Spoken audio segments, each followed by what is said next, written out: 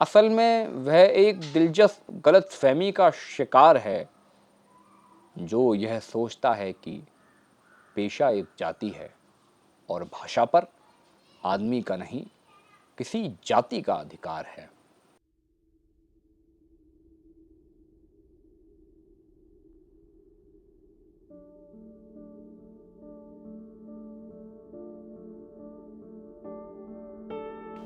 रांपी से उठी हुई आंखों ने मुझे क्षण भर टटोला और फिर जैसे पतियाए हुए स्वर में वह हंसते हुए बोला, बाबूजी सच कहूं, मेरी निगाह में ना कोई छोटा है ना कोई बड़ा है। मेरे लिए हर आदमी एक जोड़ी जूता है जो मेरे सामने मरम्मत के लिए खड़ा है। और असल बात तो यह है कि वह चाहे जो है, जैसा है, जहां कहीं है, आजकल कोई आदमी ही जूते की नाप से बाहर नहीं है। फिर भी मुझे ख्याल रहता है कि पेशेवर हाथों और फटे जूतों के बीच कहीं ना कहीं एक आदमी है जिस पर टाँके पड़ते हैं, जो जूतों से झांकती हुई अंगुली की चोट छाती पर हथौड़े की तरह सहता है।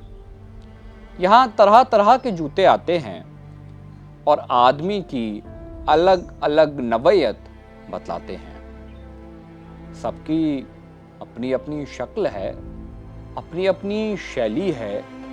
मसलन एक जूता है। जूता क्या है? चकतियों की थैली है। इसे एक आदमी पहनता है जिसे चेचक ने चुग लिया है।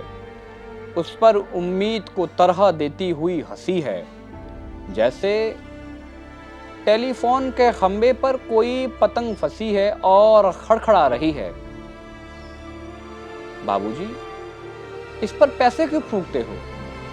मैं कहना चाहता हूं मगर मेरी आवाज लड़खड़ा रही है। मैं महसूस करता हूं भीतर से एक आवाज आती है, कैसे आदमी हो, अपनी जाति पर थूकते हो? आप यकीन करें, उस समय मैं चकतियों की जगह आंखें ताकता हूं और पेशे में पड़े हुए आदमी को बड़ी मुश्किल से निभाता हूं। एक जूता और है जिससे पैर को नाद कर एक आदमी निकलता है सैर को। ना वह अक्लमंद है, ना वक्त का पाबंद है। उसकी आंखों में लालच है, हाथों में घड़ी है। उसे जाना कहीं नहीं है, मगर चेहरे पर बड़ी हड़बड़ी है। वह कोई बनिया है या बिसाती है, मगर रौब ऐसा कि हिटलर का नाती है। इससे बांधो, उससे काटो, यहाँ ठोको, वहाँ पीटो, घिस्सा दो, ऐसा चमकाओ, जूते को आईना बनाओ। उफ, बड़ी गर्मी है। रूमाल से हवा करता है, मौसम के नाम पर बिसुरता है। सड़क पर आतियों जातियों को बानर की तरह घूरता है। गरज ये है कि घंटे पर खटवाता है, मगर नामा देते वक्त साफ नट जाता है। शरीफों को लूटते हो? वह घुर्राता है और कुछ सिक्के फेंककर आगे बढ़ जाता है। अचानक चिहुक कर सड़क से उछलता है और पटरी पर चढ़ जाता है। चोट जब पेशे पर पड़ती है तो कहीं ना कहीं एक चोर कील दबी रह जाती है, जो मौका पाकर उभरती है और अंगुली में गड़ती है। मगर इसका मतलब यह नहीं है कि मुझे कोई गलतफहमी है।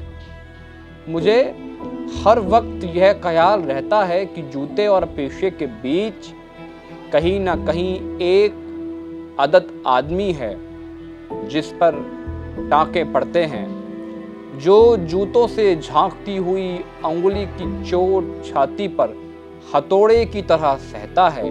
और बाबूजी, असल बात तो यह है कि जिंदा रहने के पीछे अगर सही तर्क नहीं है तो रामनामी बेचकर या रंडियों की दलाली करके रोजी कमाने में कोई फर्क नहीं है।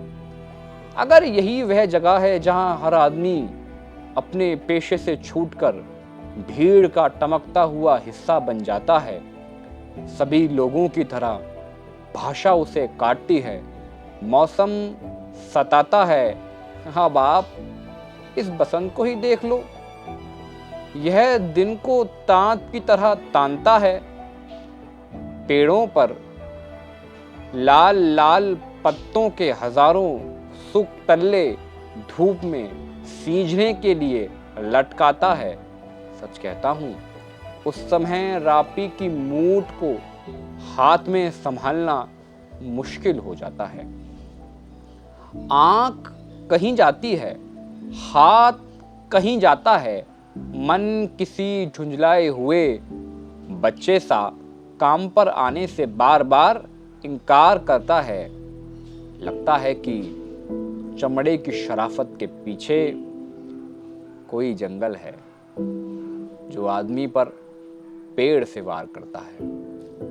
और यह चौंकने की नहीं, सोचने की बात है, मगर जो जिंदगी को किताब से नापता है, जो असलियत और अनुभव के बीच खून के किसी कमजात मौके पर कायर है, वह बड़ी आसानी से कह सकता है कि यार तू मोची नहीं शायर है, कि यार तू मोची नहीं शायर है।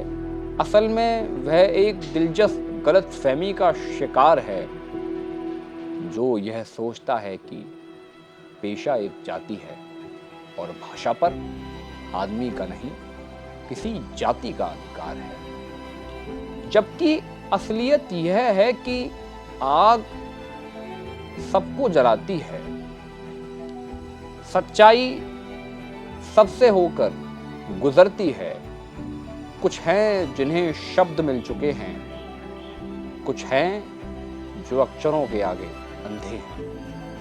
वे हर अन्याय को चुपचाप सहते हैं और पेट की आंख से डरते हैं। जबकि मैं जानता हूं कि इनकार से भरी हुई एक चीख और एक समझदार चुप, दोनों का मतलब एक है। भविष्य गढ़ने में चुप और चीख अपनी अपनी जगह एक ही किस्म से अपना अपना फर्ज अदा करते हैं।